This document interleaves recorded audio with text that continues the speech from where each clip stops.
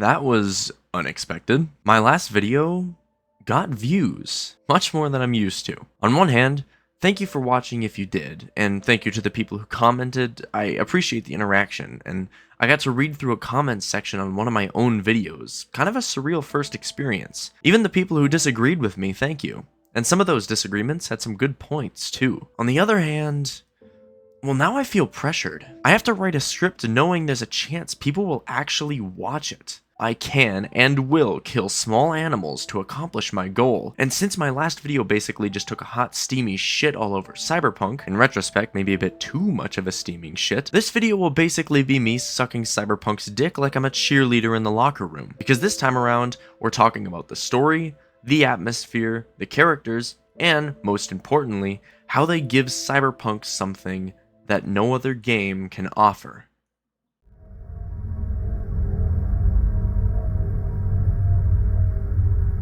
Recently, I've been playing S.T.A.L.K.E.R. I swear, this video is about Cyberpunk. There's a point, give me a minute. I'm not sure why, but, you know, I just really felt like playing Shadow of Chernobyl. Now, upon hearing the name S.T.A.L.K.E.R., most likely you fall into one of two camps. One, you've played all the S.T.A.L.K.E.R. games, you love them dearly, and you enjoy getting fisted by horrors beyond your comprehension, which is the camp I fall into. Or you've heard of S.T.A.L.K.E.R., but you never ventured to play the games. Which is fair. S.T.A.L.K.E.R., while being very well known on the internet, and despite many people have discussed it, still kinda has a cult following. Not a tiny one by any means, but it ain't Call of Duty. And that urge that I talked about, where I really wanted to play specifically S.T.A.L.K.E.R., well, not every game can give me that. Why is it that S.T.A.L.K.E.R. is something I just have an itch for? Well, it's simple. S.T.A.L.K.E.R. gives off a feeling that no other game can give you. I mean, mechanically speaking, S.T.A.L.K.E.R. isn't that unique. The combat in the game is, well, intentionally shaky, basic enough aside from the constant jamming of your damn guns. The story isn't anything special, and even the Chernobyl exclusion zone, while striking, isn't unique to S.T.A.L.K.E.R. But the feeling is. There are plenty of open world games out there. Open worlds with side quests, optional activities, shit like that. God of War, Zelda, I don't want to talk about Assassin's Creed. Halo Infinite, that works. What makes S.T.A.L.K.E.R. special? It's this.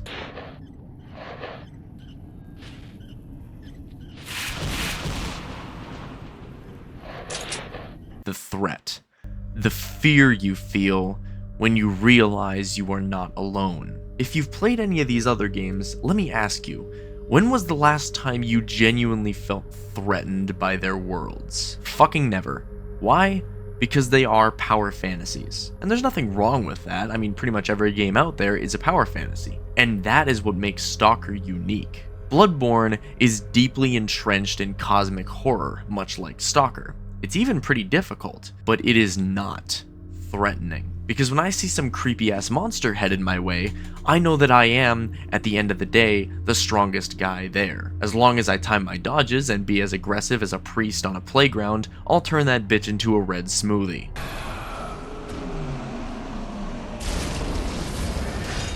But in S.T.A.L.K.E.R., sometimes you're just fucked.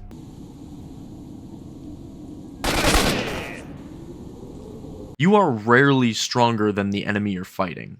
You are a weak little femboy, clawing your way through combat with an entity that you can never hope to understand. Not to mention that in God of War, Zelda, all these other games, if you die, things are in deep shit. Something terrible will happen if you are not there to prevent it. In S.T.A.L.K.E.R., if you died, no one would really give a shit. Nothing would change if you died. Now, these things are not things I'm calling out because they are also in Cyberpunk, because they aren't. Obviously. I'm also not saying S.T.A.L.K.E.R. and these other games I'm bringing up are in any way similar, because they aren't. I'm saying all this to illustrate a point. S.T.A.L.K.E.R. has issues, things that are off-putting, and things that I do not like. But I look past all of that for one simple reason. S.T.A.L.K.E.R. has something for me that no other game has, and that something is a feeling.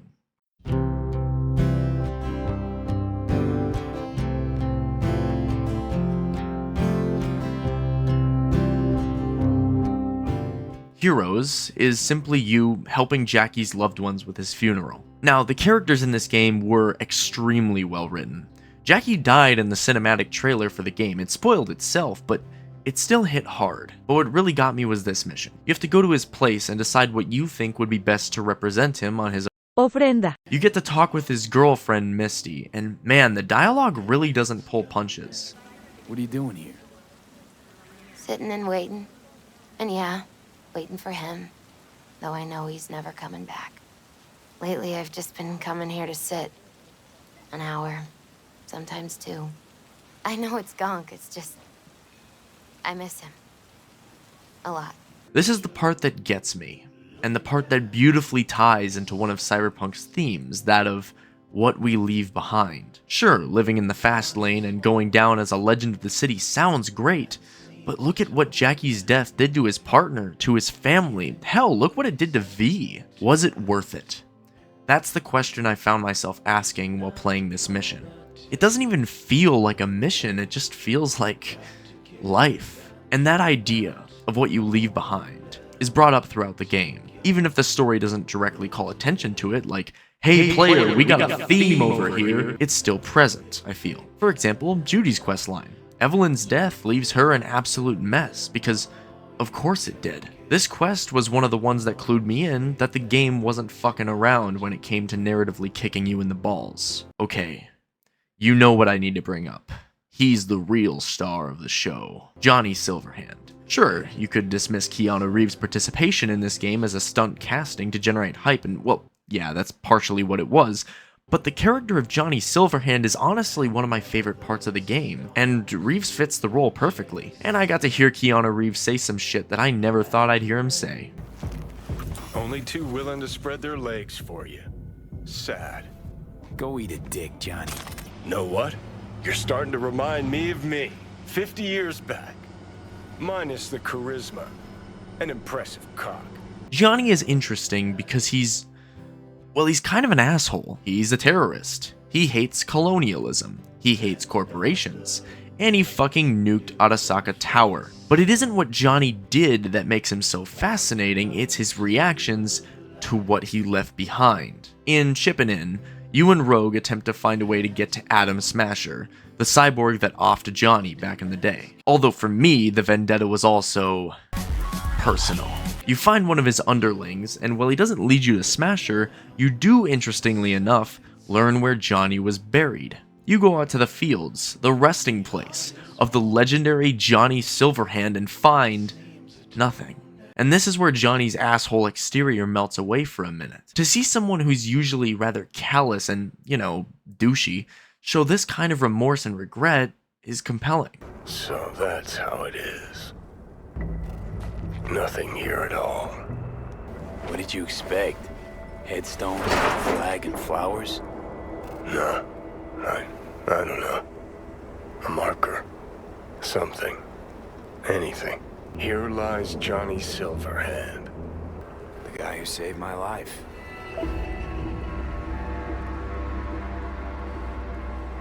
V, you don't know how much I want that to be true. Listen, I realize I fucked up a lot of things. Either let down or used every last person who gave me their trust. Blind, selfish bastard that I was. But I've managed one thing for now. Not to fuck this up. What we have. And you get the sense that he's felt this way the whole time, because how could he not? The people he knew have moved on. S.T.A.L.K.E.R stands tall in Night City as if nothing even happened, and his body was thrown aside into an unmarked grave and forgotten. Sure, he did achieve the Night City dream of dying a legend, special drink in the afterlife and all, but legends fade. Deeds are forgotten. Memories are murdered by the emotionless killer that is time. Despite all his talk of the old days and how much his legend mattered, this mission, along with many other moments in the game, forces Johnny to come to terms with the fact that his life basically amounted to nothing. How do you shake this feeling that you were born seen stealing? Baby, you coasted far too long. Baby, you seem so tired of What if I were to tell you that the best dialogue in the entire game, some of the best dialogue I've ever heard in a video game, was between V and a sex doll? I have to talk about this conversation because it stuck with me, and it perfectly paints the questions I believe this game is asking. I think I might just be afraid. So I imagined these things to distract myself from the thought of the void. Because that's about what greeted me before. V's fear, not just of death, but of turning into something else. I think everyone can relate to that. But as the doll says, Not a single thing in this world isn't in the process of becoming something else. whoever wrote this dialogue needs a raise and more gigs in writing. Seriously. This is like the whole God stays in heaven because he lives in fear of his creations line from fucking Spy Kids 2. Stop looking at me like that. I'm no loon. I just want the world to know I was here. That I mattered. There are a lot of themes to be found in Cyberpunk 2077. Compelling themes to be sure, but I find this to be special, particularly given the context. Night City hides the truth and tells a lie. The lie of legends. The afterlife has long belonged to corporations. Atom Smasher is a loyal dog to Arasaka. Even Rogue sold out.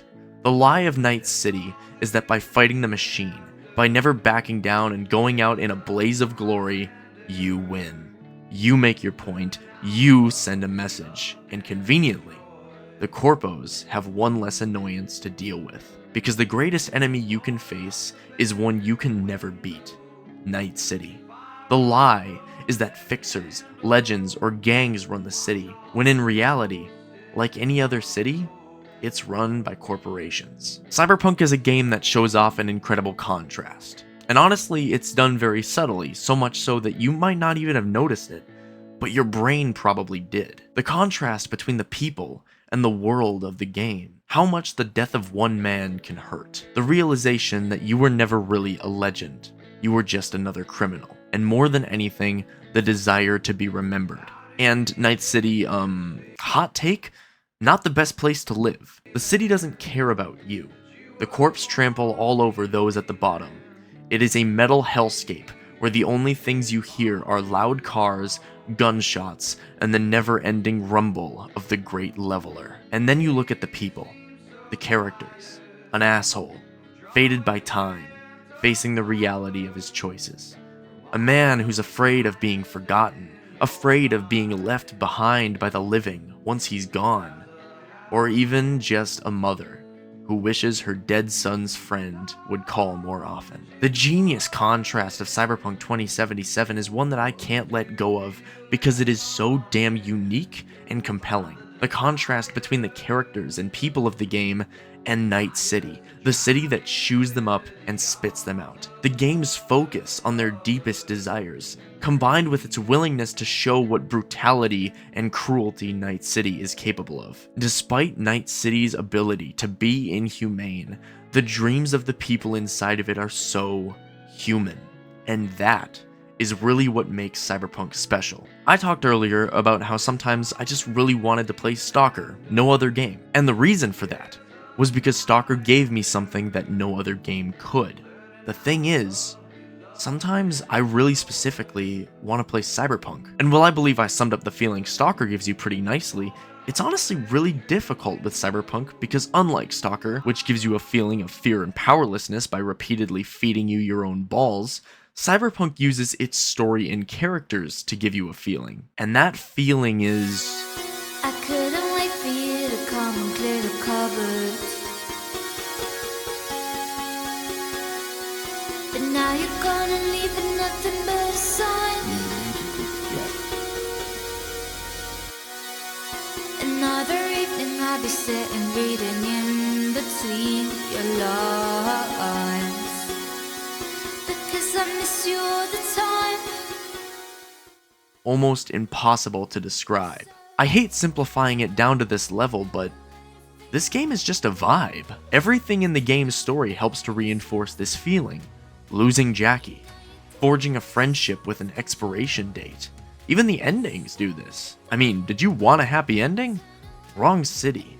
wrong people. Night City doesn't give you happy endings. It either burns you up hot and fast, or slowly lets you smolder until there's no light left. The city doesn't care, as long as your spark goes out. Night City was here before you, and it, along with the corporations that run it, will be here after you. I'm sorry I can't find a way better to describe the feeling that I get from this game, but I think that if you played, you know what I mean. The feeling of driving through the neon at night and that one song comes on. The feeling watching a tough exterior fall away to reveal a surprising softness. I have a lot of issues with Cyberpunk 2077.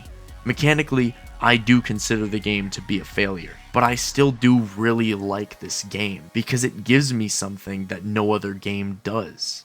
A feeling. In my Halo Reach video, I said that as long as a story makes me feel something, nothing else matters. And while I don't think that's wrong, I probably should have extended that to art in general. Granted, not all video games are art, some are just toys.